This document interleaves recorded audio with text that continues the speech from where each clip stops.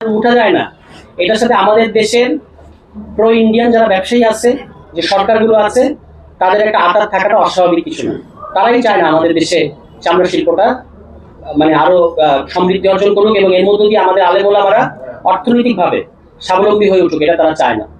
এই কারণেই এইখানে চামড়া শিল্পের যে এখন নাকি 200-300 টাকায় চামড়া বিক্রি হয়, কাঁচা চামড়া। এটা ভাবা যায় যে দেশে আমরা চামড়ার জুতা কিনি হাজার হাজার টাকা দিয়ে, চামড়াজাত পণ্য কিনি হাজার হাজার টাকা দিয়ে, সে দেশে কাঁচা চামড়ার দাম নাই। এবং এটা হলো আপনি পাট শিল্পকে এখানে যেভাবে ধ্বংস করা হয়েছে, একইভাবে চামড়া শিল্পকে একইভাবে ধ্বংস করা হয়েছে।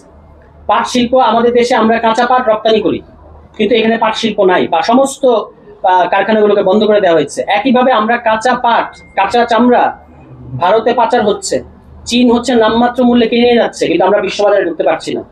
এবং এটার সাথে এই যে আমি বললাম যে একটা ভূরাজনৈতিক ষড়যন্ত্র, এটাকে কিন্তু বাদ দিয়ে আমরা আলোচনাটা করতে পারবো না। ফলে আপনাদের এই 5টা দাবির সাথে আমি সম্পূর্ণ একমত। শুধু একটু একটা মন্তব্য করতে চাই যে আপনারা বলছেন লেদার কলেজ, আমি মনে করি এখানে একটা লেদার বিশ্ববিদ্যালয় থাকা উচিত। এবং আমাদের যে আলেম ওলামা সহ মাদ্রাসার যে শিক্ষার্থীরা অসম্ভব পরিশ্রম করে এখনো এই রুগ্ন শিল্পটাকে বা চামড়ার বাজারটাকে টিকিয়ে রেখেছে, তাদের পেছনে সরকারকে এসে দাঁড়াতে হবে। আপনারা যদি দেখেন গার্মেন্টস শিল্পে আমাদের বছরে যে আয় হয় তার 3 ভাগের 1 ভাগ আবার ওই আমদানি করার ক্ষেত্রে মানে খরচ হয়ে যায়। তুলা আমদানি সহ অন্যান্য জিনিসপত্র আমদানি করতে, কাঁচামাল আমদানিতে যা আপনি আয় করেন তার 1 ভাগ ব্যয় হয়ে যায়। তাহলে যে শিল্পটা আমদানি নির্ভর, সেই শিল্পকে যদি আপনি এত প্রণোদনা দেন, তাহলে যে শিল্পের আমাদের এই চামড়া শিল্পের ইয়ের কিন্তু কোনো দরকার নেই, কাঁচামাল কিন্তু এখানে মানে কাঁচামালের অভাব নাই, সেই শিল্পের এই অবস্থা থাকবে কেন? এই অবস্থা থাকতে পারে না। আপনাদের 5 দফা দাবির সাথে আমি সংহতি জানালাম এবং লেদার ফাউন্ডেশন সামনে আলোচনাটা আরো এগিয়ে নেবে। আমি একমত যে এটা শুধুমাত্র ঈদের মৌসুমের আলাপ হলে চলবে না।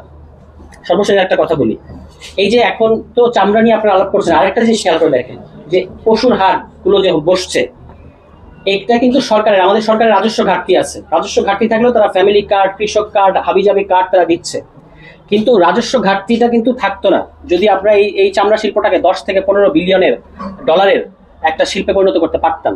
এক, আর দ্বিতীয় হচ্ছে এই যে পশুর হাটগুলো ইজারা দেওয়া হচ্ছে, আপনারা হয়তো খেয়াল করেছেন যে সরকার কিন্তু এখানে শত শত কোটি টাকা রাজস্ব হারাচ্ছে, কারণ বিএনপির দলীয় লোকদেরকে বা তাদের দলের সিন্ডিকেটের মধ্যে থাকা লোকেদেরকে এই পশুর হাটগুলো ইজারা দেওয়া হচ্ছে এবং তারা রাজস্ব, যেটা এর মধ্যে দিয়ে সরকার রাজস্ব হারাচ্ছে।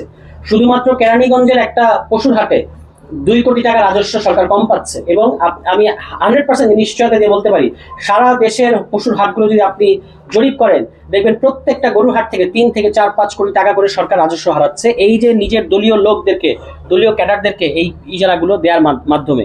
এবং এখানে এটা কিন্তু কোনো দরপত্র হচ্ছে না, এখানে মানে দরপত্রে কাউকে অংশগ্রহণ করতে দেওয়া হচ্ছে না, তারা ভয়ভীতি দেখাচ্ছে।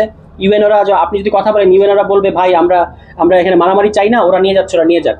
ইউএনও ডিসি তারাও হচ্ছে এখানে বিএনপির দলীয় ক্যাডারদের কাছে জিম্মি হয়ে গেছে।